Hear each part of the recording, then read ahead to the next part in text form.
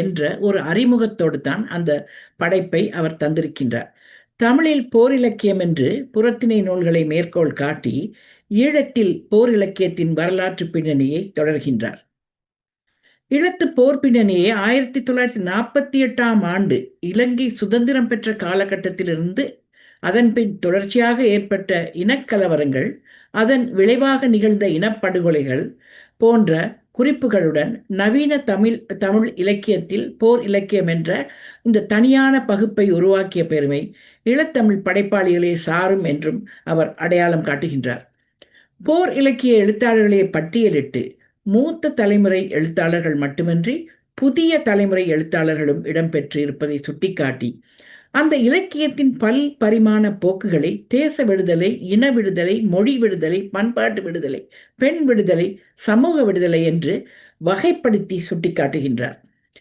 5 திணைகளுக்கும் சொந்தக்காரர்களான தமிழ் மக்களுக்கு 6ஆம் திணையை அறிமுகப்படுத்தியது ஈழத்தமிழரால் உலகுக்கு அளிக்கப்பட்ட கொடை என்று சொல்வதோடு, இந்த இலக்கிய சிறப்புகள் ஏன் போர் இலக்கியம் என்றும் அதன் தேவை என்ன என்றும் அந்த பின்னணியையும் அவர் விளக்கமாக சொல்கின்றார்.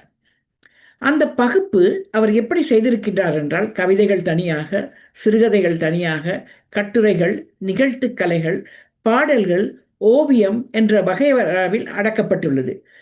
நன்றாக யோசித்து பாருங்கள். ஒரு தேர்ந்த கலைஞனுக்கு ஒரு இலக்கியத்தின் பரிமாணங்களை நன்றாக சுவைத்து அதனோடு ஈடுபட்டு வாழ்ந்த ஒருவனுக்குத்தான் ஒரு பரந்த ஒரு பரிமாணத்தில் இலக்கியத்தை பார்க்க முடியும்.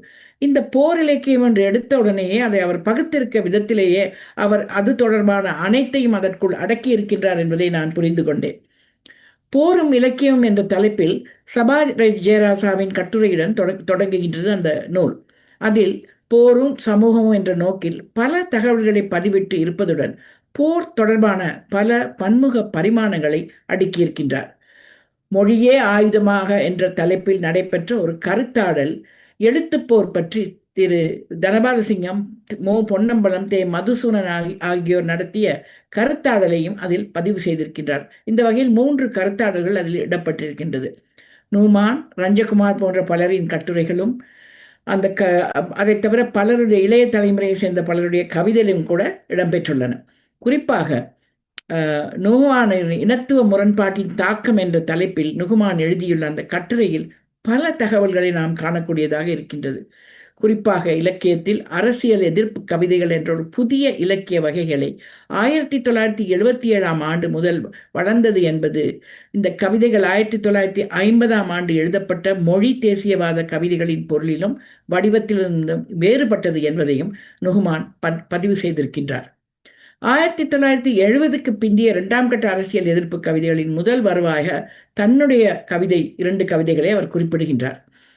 அது யாழ்ப்பாண அரச காவலர்களால் இழைக்கப்பட்ட அட்டூழியங்களை 1977இல் எதிர்வினையாக அந்த துப்பாக்கி அரக்கரும் மனிதனின் விதியும் நேற்றைய மாலையும் இன்றைய காலையும் என்ற தலைப்பினை அதை குறிப்பிட்டதுடன் அந்த பதிவு எந்த அளவுக்கு ஒரு இன முரண்பாட்டையும் உருவாக்கி இருக்கின்றது என்று அவரே சொல்லிக் கொள்கின்றார்.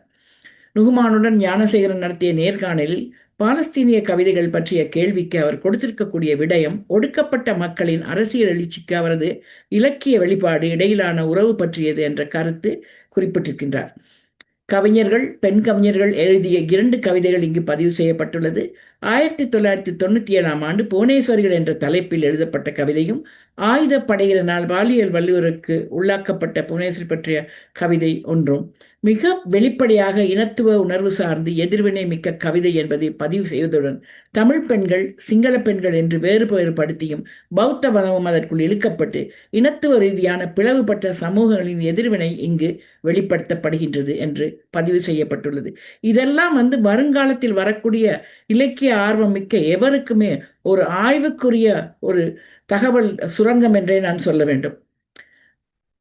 கவிதைகளில் போர் பற்றிய விசாரணைகளும் விமர்சனமும் என்று பேராசிரியர் சித்ரலேகா மௌனகுரு அவர்கள் கட்டுரையும், பேராசிரியர் தில்லைநாதன் நேர்காலனும், பொன் புலோகசிங்கம் அவர்களின் கட்டுரையும் இடம்பெற்றுள்ளது. தவிர அதில் குறிப்பாக ஒரு விடயம் என்னை கவர்ந்தது. இந்திய அமைதிப்படையின் செயற்பாடுகள் பற்றி இலக்கிய பதிவுகள் இடம்பெற்றிருக்கின்றன. அந்த பகுதியில் ஒரு பகுதியாக பிரபல எழுத்தாளர் ஜெயகாந்தன் அவர்கள் ஒரு கருத்தை குறிப்பிட்டிருக்கின்றார். அதில் எங்கள் வீரர்கள் அங்கே தமிழ் பெண்களிடம் தவறாக நடக்கின்றார்களாம். ஒரு நாளும் நான் இதை நம்ப மாட்டேன் என்று அவர் சொல்லியிருக்கின்றார். ஒரு புத்திஜீவி என்று கருதப்பட்ட, எல்லோராலும் விரும்பப்பட்ட, ஒரு சமத்துவவாதி என்று மக்களால் நம்பிக்கை வைக்கப்பட்ட ஒரு எழுத்தாளர் எப்படி ஒரு மூடத்தனமான நம்பிக்கையை வைத்திருக்கிறார் என்பதை ஆசிரியர் இதில் பதிவு செய்து வைத்திருக்கின்றார். ஓவியம், அதை கூட ஞானசேகரன் விட்டு வைக்கவில்லை. மார்க்கு என்ற ஓவியரின் ஒரு கட்டுரை தமிழ் தேசிய அரசியல், தமிழ் தேசிய பண்பாடு என்ற பகுப்பில் ஒரு கட்டுரையை எழுதியிருக்கின்றார். அவற்றில் ஓவியம் வெளிப்படுத்திய சமூக யதார்த்தம், ஓவியத்தினை அதை உயர்ந்த பயனிலை தளத்திலிருந்து விடுவித்து மக்கள் நிலைக்கு கொண்டு வந்த அந்த எளிமையை சாதாரணமாக எளிதாக கடந்து செல்ல முடியாத அளவுக்கு இந்த கட்டுரையில் பல தகவல்களை குறிப்பிட்டிருக்கின்றார். ஏனென்றால் ஒரு கலையின் பரிமாணத்தில் ஒரு போர்வினை பொருந்துவது என்பது மிக கடினமானது ஒன்றாகும். கலை மென்மையானது, போர் வன்மையானது. அதை அழகாக எப்படி ஒன்றோடு ஒன்று இணைந்து அந்த தகவல் பரிமாற்றத்தை நிலைநிறுத்தி இருக்கின்றது என்பதை இந்த படைப்பின் மூலம் நாம் காணக்கூடியதாக இருக்கின்றது. சிறுவர் இலக்கியம் அடுத்த தலைப்பு. எவ்வளவு இன்றியமையாத தலைப்பு! காலத்துக்கும் நமக்கு கதை சொல்ல போகின்ற படைப்பாகும். ஓகே குணநாதன் எழுதிய அந்த கட்டுரையை கலாநிதி அகலங்கன் அவர்கள் அதை எழுதியிருக்கின்றார். அந்த கட்டுரையை ஓகே குணநாதனின் சிறுவர் இலக்கியங்கள் பற்றி, அந்த போர்க்கால பண்புகள் இருக்கின்றதை பற்றியும், யார் யார் என்னென்ன எழுதியிருக்கின்றார்கள், என்னென்ன வகைகளில் எழுதியிருக்கின்றார்கள், என்னென்ன செய்திகளை எழுதியிருக்கின்றார்கள் என்ற வகையில் இந்த கட்டுரை எழுதப்பட்டுள்ளது. குணநாதன் என்பவர் 27 சிறுவர் படைப்புகளை படித்திருக்கின்றார்.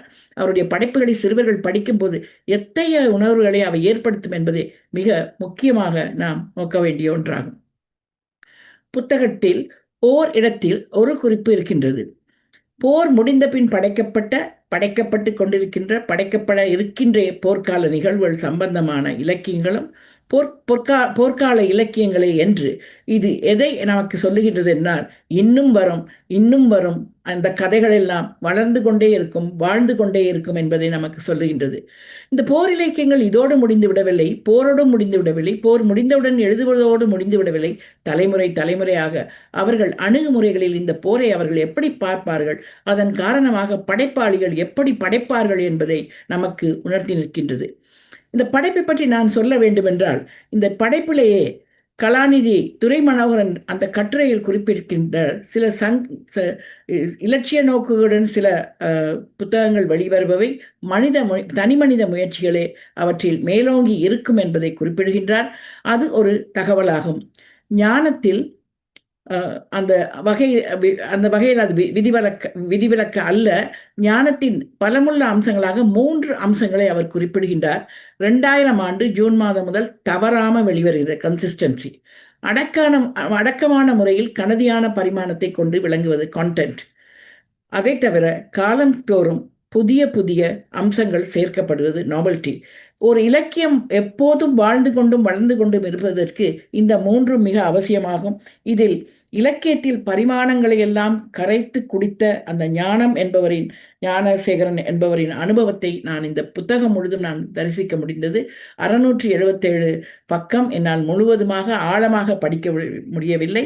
ஆனால் அந்த போர் இலக்கியம் எனக்கு மிகவும் நெஞ்சுக்கு நெருக்கமான தலைப்பு என்ற படியால் மிக குறுகிய காலத்தில் இதை படித்து என்னால் இந்த இடத்தில் இந்த உரையை ஆற்ற முடிந்தது. இந்த வாய்ப்புக்கு நன்றி கூறி அமைகின்றேன். மிக்க நன்றி டாக்டர் சந்திரிகா.